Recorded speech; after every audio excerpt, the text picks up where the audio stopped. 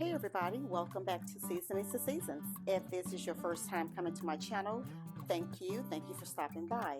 On my channel, I like to share a variety of things, and I would love to tell you every little thing that I share, but I really can't because every single day is different, every season is different. But for the most part, I like to share experimental cooking, experimental gardening.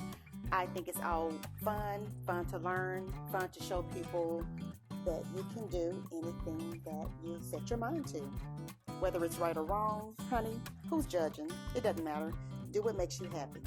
Anyway, what I'm showing here are my aloe vera plants. I was getting ready to say cactus. I always call these a cactus. I guess it's in the cactus family, but they are aloe vera plants.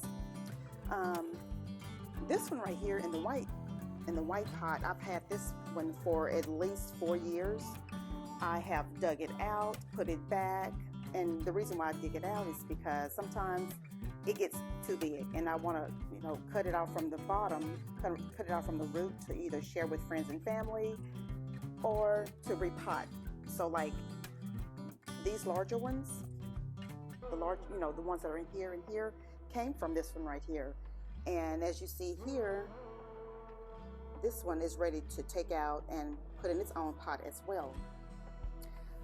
But I wanted to share with you guys how aloe vera plants are supposed to have aloe vera gel in it. And if I press this plant right here, it is flat. It is, you see how it goes in like a spoon, it goes in. It's not supposed to be like that. Your aloe vera plants are supposed to be plush and full of aloe vera gel. And all 3 of my plants are like that. And what that tells me is that they are dehydrated. I am not watering these plants enough. So I notice when I do give these plants adequate, I mean, there is some gel in here because you can feel it. But when I give these plants adequate amount of water, they plump up, the gel fills up inside, which is what you want, especially if you're using these plants for medicinal purposes, which is what I like to do. Oh, there's also a little small one growing right here. You can see. But anyway, on my patio, this is what I have growing. If y'all have aloe vera plants, do y'all keep y'all's plants inside or outside? That's one question.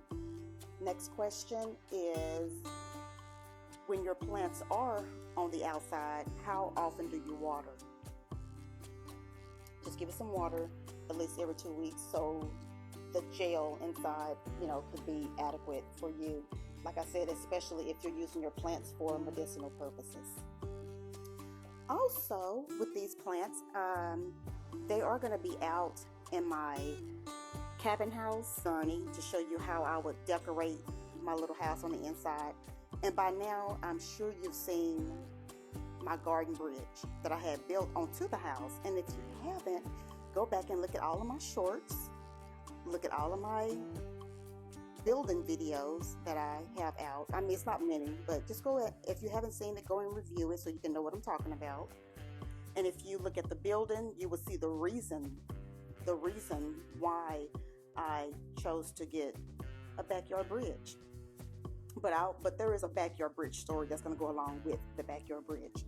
So go ahead and subscribe if you haven't already subscribed, and stay tuned to story time because I will be giving you guys some story times as well. If you're interested in that, make sure you subscribe so you can watch that. But anyways, I was saying that these plants I think I'm going to house them out there in my she shed or outdoor shed.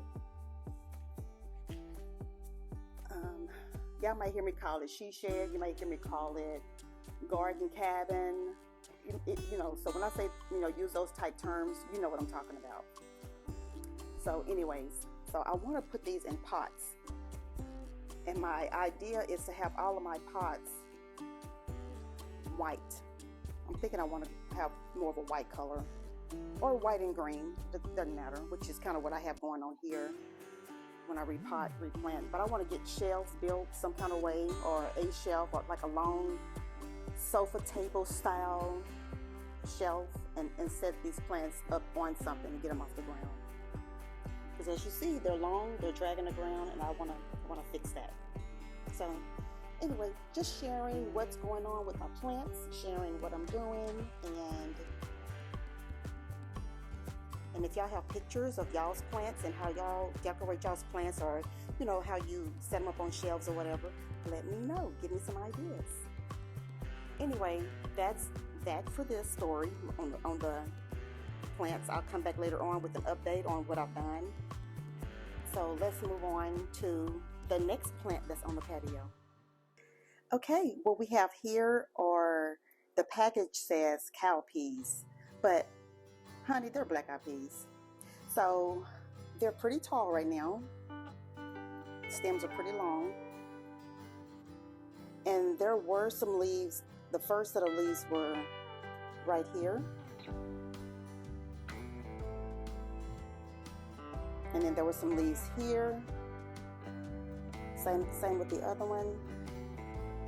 First set of leaves were down here.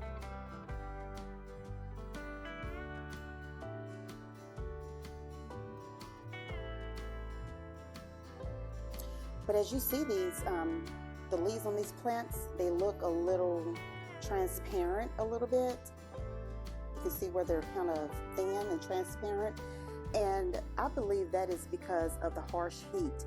I was reading, and I don't think black eyed peas or peas in general, maybe, I don't know, y'all can leave it in the comments and let me know, because I am still learning about what I'm doing. But I don't think these plants are supposed to be growing in the summer, the harsh heat of the summer. They're more of I think a fall, spring type plant. So, but anyway, I think I need to go ahead and repot these into a bigger pot, I believe, for right now. But as time goes by, as the seasons change, I will take these and set them actually outside in the sun. When the season and the weather is more milder, not as hot, to see if I can get these to grow. I'm really excited to see peas grow, or to see if I can grow peas. So that's what this is. So let me go ahead and show you guys the stages of how this plant got to where it is now.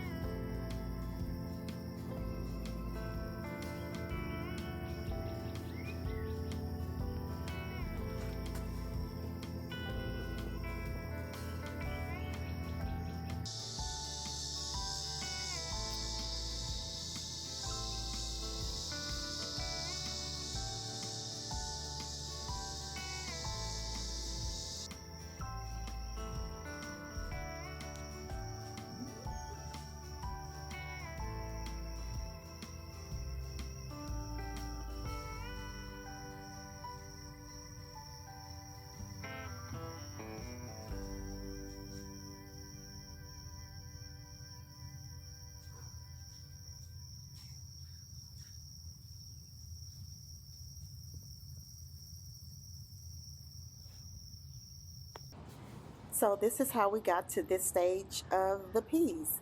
I will keep you guys updated and let you know if me growing cow peas or black eyed peas was a success or not. So now let's move on to the next plant that's on the patio. This is an update from a couple of weeks ago, but I cut off a piece of Monstera plant, and here this particular one is. When I cut it off, it was only this piece when I cut it off. But now you got these little pieces growing, new leaves growing. And then the really big one that I have is inside, it's in the house. Now, just like a lot of other plants, I like to bring them out in the summertime on the patio, but the heat is so intense sometimes, not even necessarily the direct sun will burn your plants, but the heat sometimes can, hinder the growth of your plants as well. I guess depending on what type of plant this is, but for sure, if this particular type plant is in the sun, it is going to burn. So that's kind of what happened to the bigger one that I have. It was beautiful. It was really big. It was beautiful. Had big, huge leaves on it, but every single leaf was scorched. So I just basically, I hated to lose the plant, but I learned that those plants are pretty hardy and they bounce back really quick. It's like they're sensitive to like too much water, but at the same time, they bounce back quick from excessive heat damage or whatever. But that's what this one's looking like. So let me show y'all what else is on the patio. Right here is a lemon plant. I hate I didn't have, well, I didn't even record the seedling, like when the lemon seed was really small and when it started sprouting. But I did it. I sprouted the seed in the traditional way that you read about on the internet, such as take the lemon out, dry it. Well, actually, I did not dry it this time around. Last year I did, and it didn't survive. This time I just took the lemon straight from I took the seed straight from the lemon, put it in paper towel, a damp paper towel, and put it in a Ziploc bag, put it in a dark, dry place, and left it there for about 2 weeks, and the seed sprouted. It was a tiny, tiny little bitty thing, and I carefully placed it in the soil. I carefully watered it with a spritzer. Don't water it with heavy watering. Spray it very lightly every single day while it's in the soil, and this is what it has grown up to.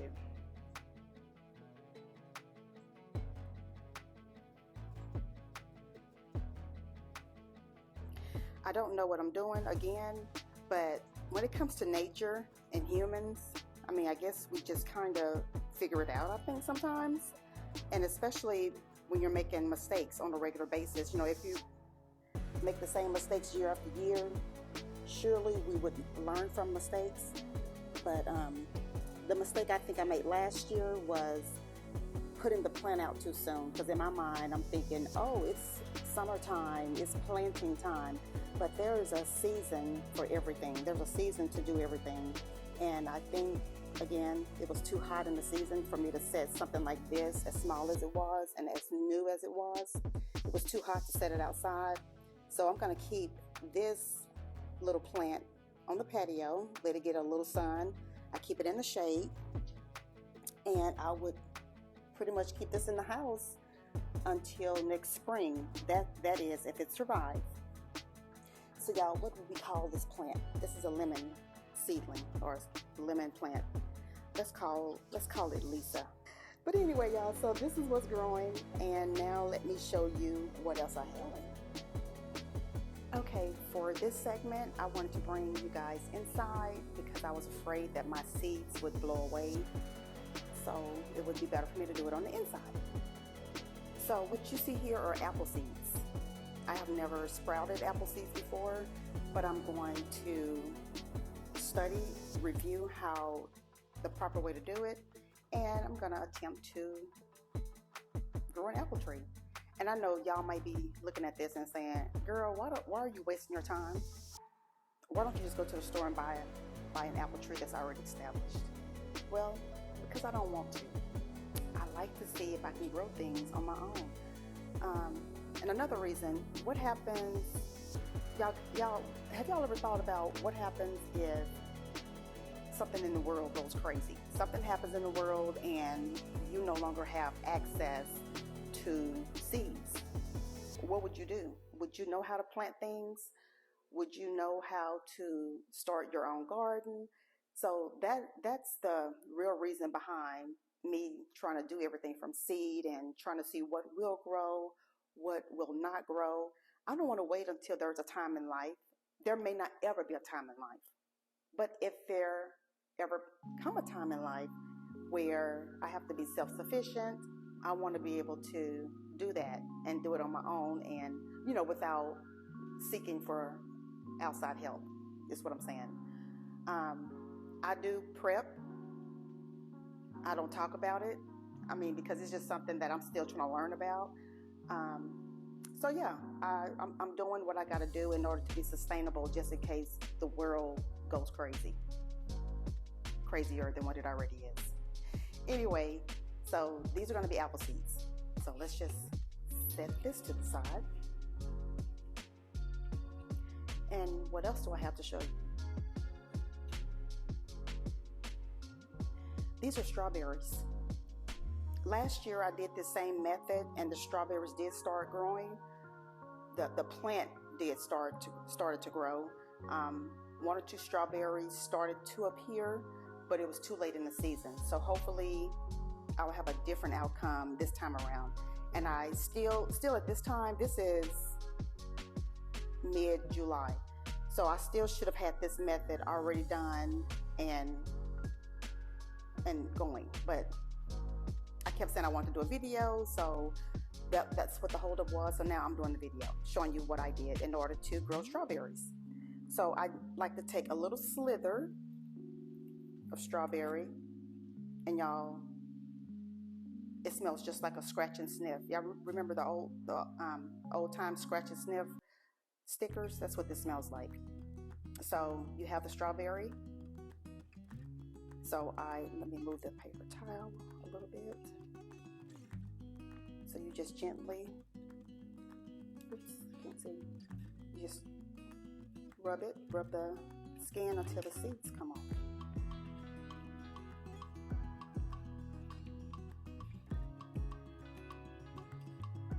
I think I let this one dry too long.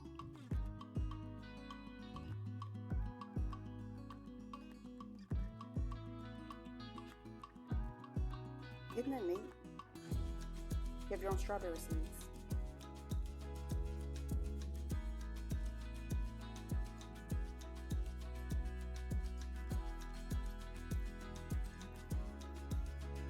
But y'all get the idea. I think I got most of them off. And let's do the other one.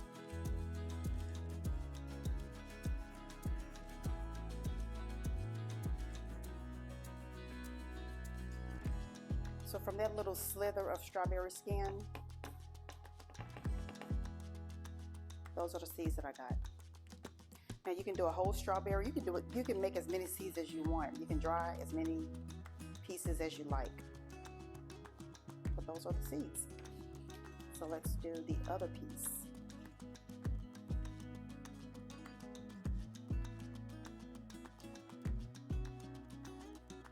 And you don't have to peel this off. You can just leave it on and still do the same thing. And it probably works even better if you just leave it on the paper towel, I believe.